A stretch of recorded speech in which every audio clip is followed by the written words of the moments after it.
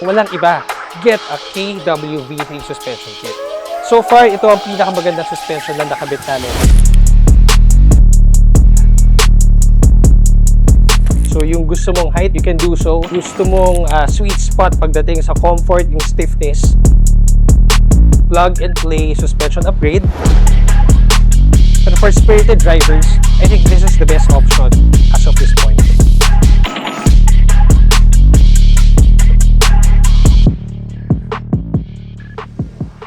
I am Charles Navalta from Off-Road Supreme.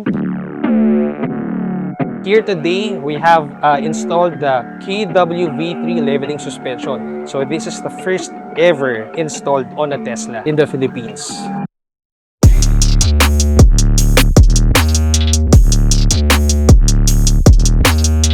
So hindi kasi lahat ng tao, they have the same preference when you ride a car. Some would say, para sa akin, matagtag. Pero what if you drive it, sabi mo sa akin, malambot pala. So that's why we have this suspension installed para ikaw mismo, as the end user, you can tweak it.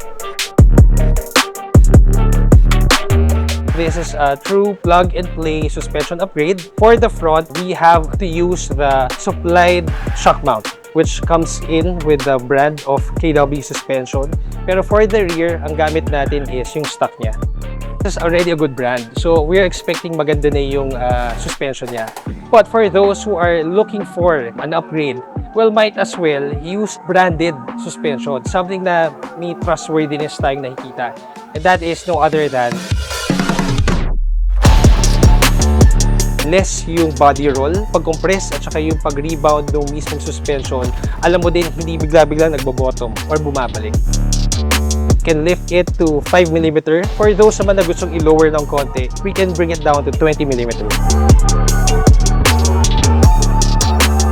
For us na nakasubok na nito, I would say na best to sa mga spirited drivers. Especially sa road condition ng Pilipinas, madaming potholes. This is the best solution to the issues na kino-concern ng iba na matagtag, very bumpy, or mabody roll. Comes with a 2 years unlimited mileage warranty, so that is for your peace of mind.